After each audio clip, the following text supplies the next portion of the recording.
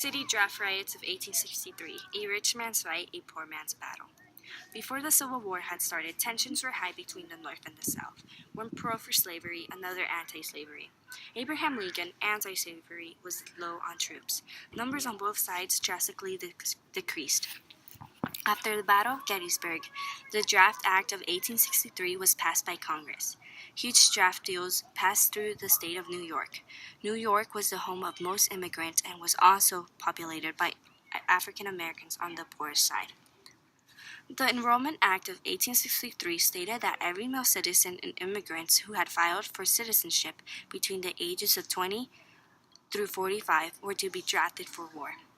Many tensions rose, and several people were against this.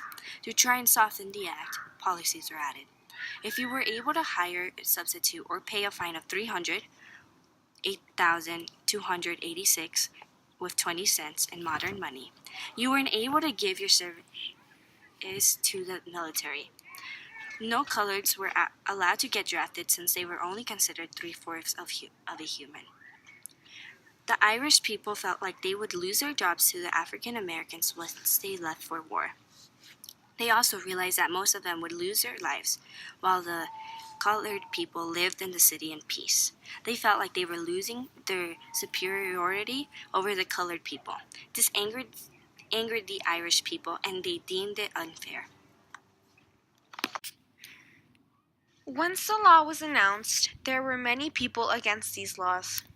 The people that were affected mostly were the Irish immigrants, who didn't have enough money to buy their way out of the drafting.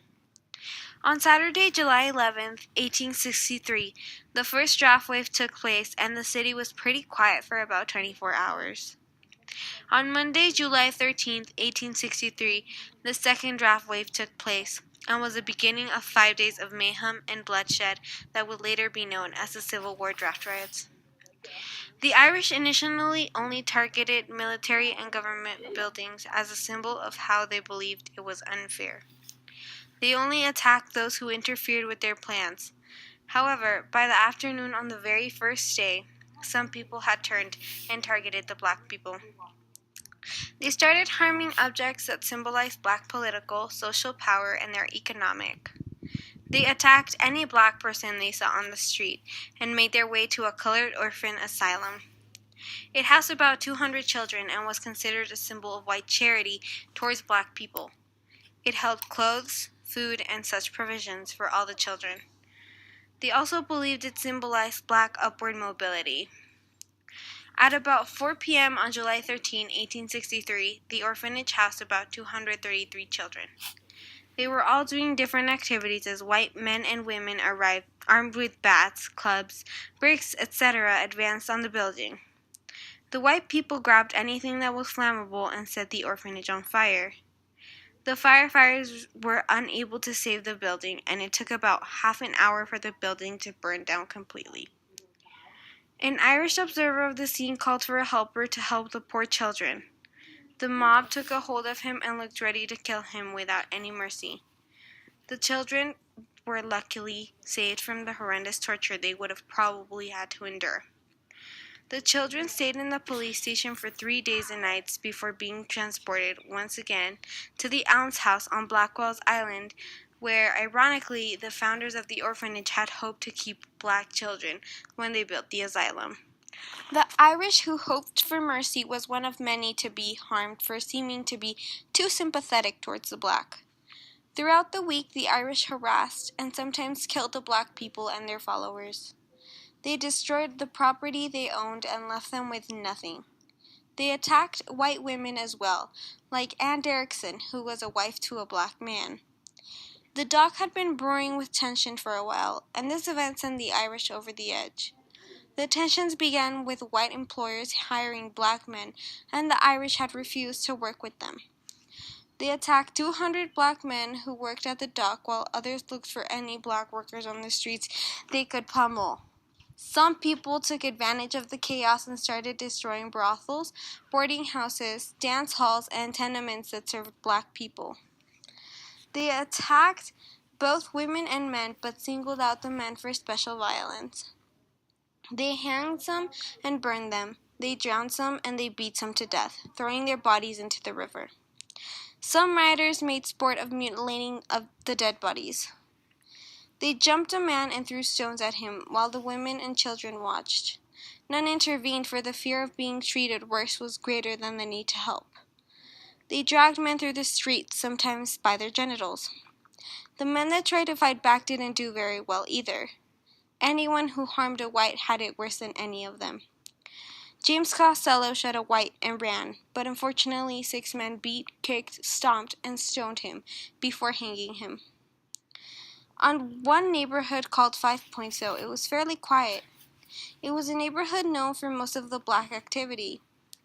The Irish threatened one of the businessmen there, and the Irish neighbors drove the mob away. They also tried to attack, but were caught on a dead end, and the white and black residents leaned out of their windows and poured hot starch on them. They cooperated, but it was little compared to the rest of the city. Once the riots were over, there were claims that 1,115 people were killed. Of about 300, half were policemen and soldiers, and they were badly injured. There were 119 fatalities, and most of them were rioters. It was a very bad scene, and it wasn't something I would have liked to live through. New York draft riots represented this year's theme, conflict and compromise, because people were getting drafted to go to war. The compromise was that the priest had said that he wanted peace since the Irish were Catholic. He wanted to stop the fighting and all the hate. So because of that, the priest went to his balcony during the protests and asked for peace. Everything was going wrong, so President Lincoln had stepped in, since the Emancipation Proclamation had stated that they had to risk their lives to free black slaves in a war. Because of this, armies of Republicans have traveled north to spread freedoms for blacks around New York. From this point on, people had still had the intention to hurt blacks, but because of this law, it could not happen. Around 119 people had died during this tragic period in New York. Due to the President Abraham Lincoln and the priest, things had started to change for the people of New York.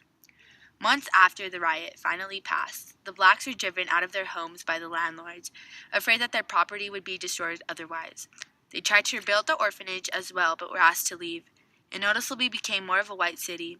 The blacks were driven from their homes. The few that remained wanted to recover all that was lost, including hope. The Union League Club and the Committee of Merchants for the Relief of Colored People gave about $40,000 to about 2,500 riot victims and to help them get back on their feet. They celebrated their recovery publicly.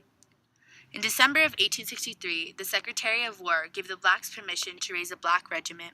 They had about 1,000 men march through New York to ship that they would lead them to war. This had not erased the horrible trauma that took place in July. The Union complimented their behavior as soldiers. It was said that none disobeyed orders, drank too much, or broke the ranks to greet people they knew. They were perfect soldiers, obedient, sober, loyal, and more. During the Reconstruction years, the blacks and whites worked together to learn new things. Although after the riots were over, everyone behaved better. That did not mean that the New York unified to overcome racial issues. It was a sad event indeed, and one that will be marked in history forever.